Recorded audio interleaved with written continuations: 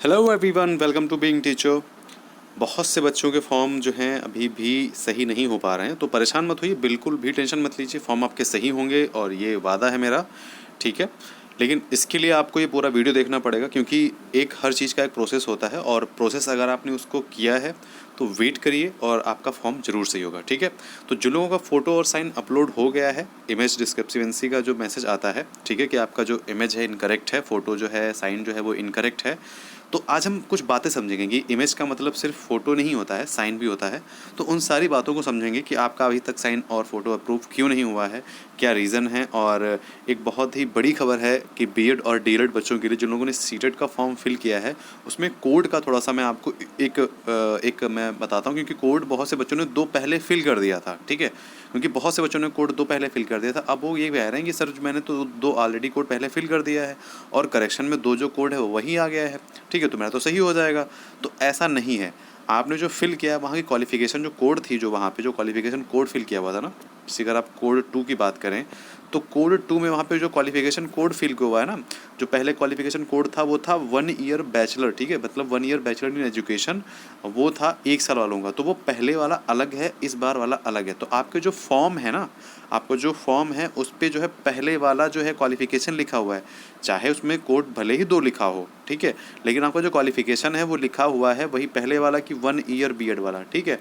तो इसीलिए जिन लोगों ने 2 कोड पहले फिल कर दिया था, वो कोड 2 एक बार करेक्शन करके 2 कोड को पहले से, मतलब फिर से 2 कोड को सेलेक्ट करेंगे, ठीक है। जो कोड 2 है उसको आप फिर से सेलेक्ट करके, जो आपकी क्वालिफिकेशन जो वहाँ पे पहले लिखी थी उसको चेंज करने के लिए आपको जो कोड 2 है वो फिर से सेलेक्ट करना पड़ेगा। समझ में आई चीज़, कि पहले जो क्वालिफिकेशन थी वहाँ पे कुछ और थी, यहाँ पे इस टाइम जो क्वालिफिकेशन लिखी है वो कुछ और है, तो इसीलिए कोड तो वही रहेगा, लेकिन आपकी क्वालिफिकेशन इस बार चेंज हो गई, जो कि इस बार की सही क्वालिफिकेशन है। ओके, तो आई होप कोड 2 का जो है मतलब आपको समझ में आ गया है। अब कोड 2 कौन फिल करेगा, तो कोड 2 जो है वो अपीयरिंग वाले फिल करेंगे, ठीक है। अपीयरिंग वालों के लिए ही वो बनाएंगे, क्योंकि उसमें अपीयरिंग वर्ड है, ठीक है।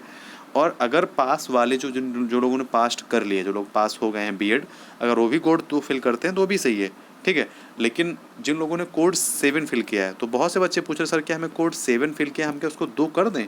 तो नहीं, आप 2 मत करिए, आपका कोड 7 फिल है अगर आपने बीएड किया हुआ है तो, ठीक है। अगर आपने बीएड किया हुआ है, चाहे वो 1 साल का हो चाहे वो 2 साल का हो, अगर आपने बीएड किया हुआ है और कोड 7 फिल कर दिया है, तो उसको चेंज मत करिए, वो आपका करेक्ट हो जाएगा।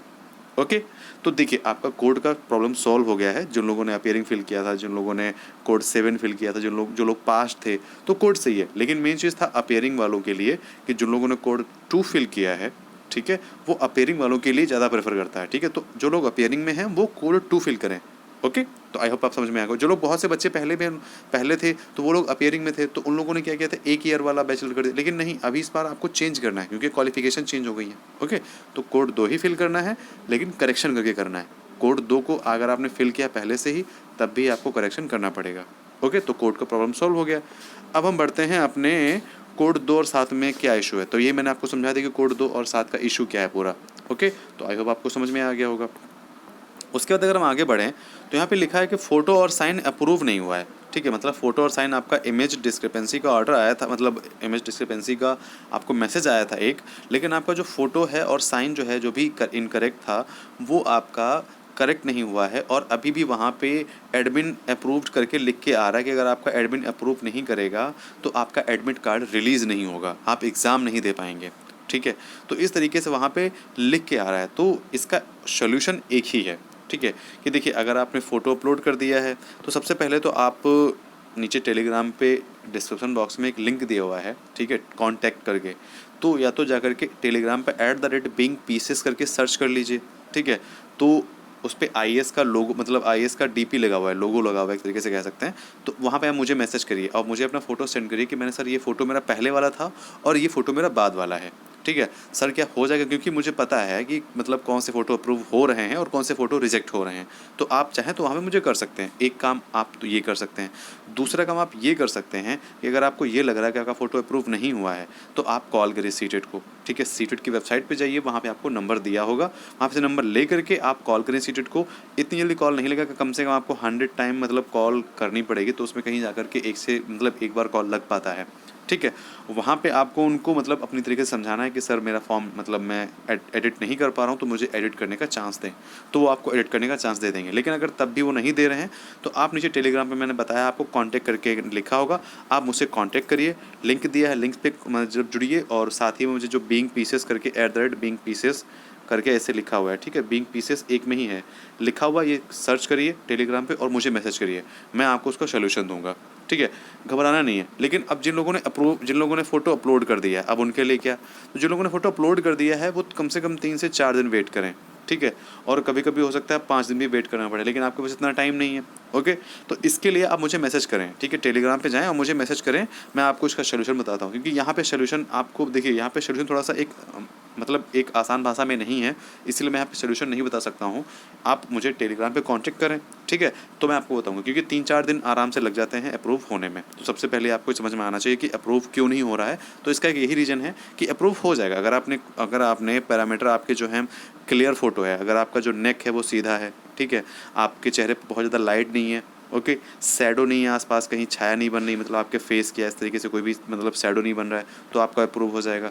तो इस तरीके से मतलब जो आपने अगर आपने ढंग से अपलोड किया है, ठीक है, साइन अगर आपने ब्लैक पेन से किए हैं, ठीक है, तो आपका अप्रूव हो जाएगा। ब्लू पेन से किए तब भी अप्रूव कर देते हैं, लेकिन ब्लैक पेन से ही करना रहता है, इस चीज़ का भी ध्यान रखना है।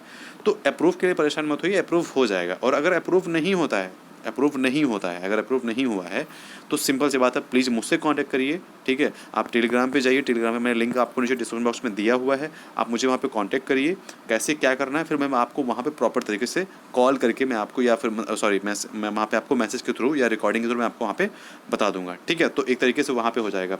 लेकिन जिन लोगों का हो गया है वो लोग कम से कम 3 से 4 दिन वेट करें, ओके। तो आई थिंक ये प्रॉब्लम भी आपका सॉल्व हो गया होगा, आपके दिमाग में कोई भी क्वेश्चन नहीं रहा होगा, ओके। चलिए, अब हमारी जो थर्ड न्यूज़ है वो ये है कि टीईटी में 21 लाख मतलब कैसे कह सकते हैं 21 लाख अभ्यर्थियों ने आवेदन किए हैं। अब यहाँ पे 21 लाख का अब आप सोच रहे होंगे बहुत ज़्यादा लोग फिल कर दिए, क्योंकि सीटेट में तो इतना फॉर्म फिल नहीं होता है, सीटेट में फॉर्म फिल होता है 15 to 16 लाख फॉर्म फिल होता है, ठीक है। इस बार हो सकता है बढ़ गया हो, क्योंकि इस बार बहुत से मतलब पेपर लास्ट ईयर जो था थोड़ा सा टफ आया था 2020 में, और क्योंकि तो इसलिए हो सकता है क्योंकि 2 बैच थे, ठीक है, तो हो सकता है बढ़ गया हो, उसमें कोई वो दो राय नहीं है। लेकिन फ़िलहाल के लिए इस बार का फिर भी कह सकते हैं कि मतलब जो मतलब मिनिमम जो मैक्सिमम जो फॉर्म रहे होंगे सीटेट में, वो भी इस बार 14 से 15 लाख के करीब ही जाएंगे, ठीक है, 13 से 14 लाख जाएंगे, इससे ज़्यादा नहीं जाएंगे, ओके। तो क्योंकि अभी हाल ही में 2020 वाला हुआ है ना, तो इसीलिए कह सकते हैं कि इस बार जो सीटेट के फॉर्म है वो 13 से 14 लाख ही जाएंगे, इससे ज़्यादा उम्मीद है नहीं जानेंगे, ओके। अब हम अगर बात करें यहाँ पे टीईटी की, ठीक है, तो टीईटी में 21 लाख फॉर्म नहीं आए हैं। देखिए वहाँ पे बताता हूँ, 21 लाख फॉर्म आवेदन किए हैं पेपर फर्स्ट, ठीक है, पेपर फर्स्ट और पेपर सेकेंड के लिए, पेपर फर्स्ट और सेकेंड के लिए, ओके। तो यहाँ पे इस तरीके से 21 लाख फॉर्म हुए हैं। अगर सिर्फ मतलब अभ्यर्थियों की बात करें, सिर्फ कितने लोगों ने फॉर्म अप्लाई किया है, तो वो हैं 8,10,000 लोगों ने फॉर्म अप्लाई किया है, ठीक है। जिन्होंने प्राथमिक यहाँ पे दिया नहीं, 8 लाख लोगों ने प्राथमिक और उच्च प्राथमिक दोनों स्तर की परीक्षाओं में सम्मिलित होने के लिए आवेदन किया है, ठीक है, यहाँ पे ये दिया हुआ है। और परीक्षा नियामक प्राधिकारी कार्यालय को कुल 13,52,086 आवेदन मिले हैं, ओके।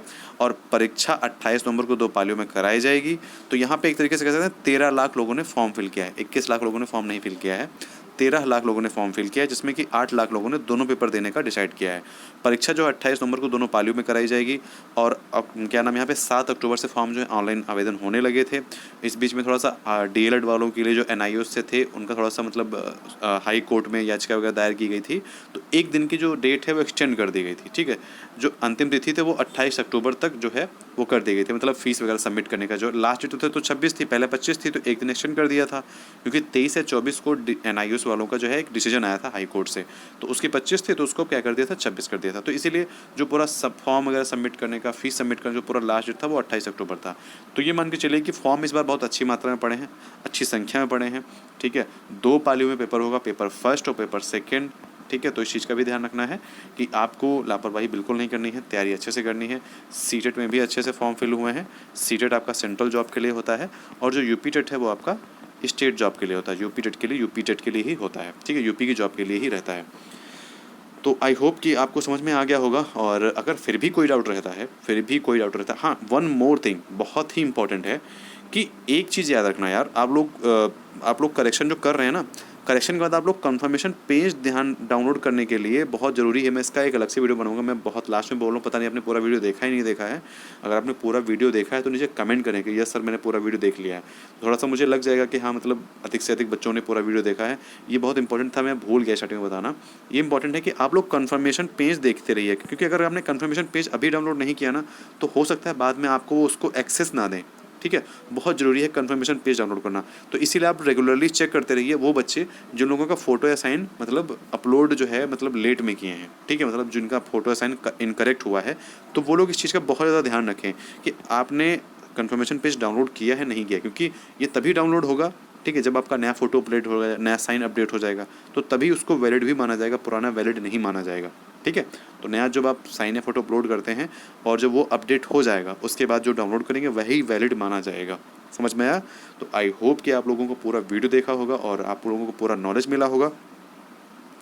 एंड अगर आप लोगों को कोई भी डाउट रहता है तो कमेंट करें और प्लीज़ वीडियो को लाइक शेयर एंड सब्सक्राइब करें। आपके लिए इतनी सारी मेहनत करता हूँ तो थोड़ा सा तो मुझे भी मतलब खुशी होनी चाहिए कि हाँ आप लोग वीडियो को पसंद कर रहे हैं, लाइक कर रहे हैं, शेयर कर रहे हैं। ठीक है, तो please hit a like and share video and comment your problems, I will solve that. And I hope कि प्लीज़ बीइंग टीचर को आप लोग एक ब्रांड बनाएंगे एक दिन। आप लोगों से उम्मीदें कुछ ज़्यादा ही हैं। ठीक है, तो चलिए ध्यान रखिए, मिलते हैं नेक्स्ट वीडियो में। Bye bye.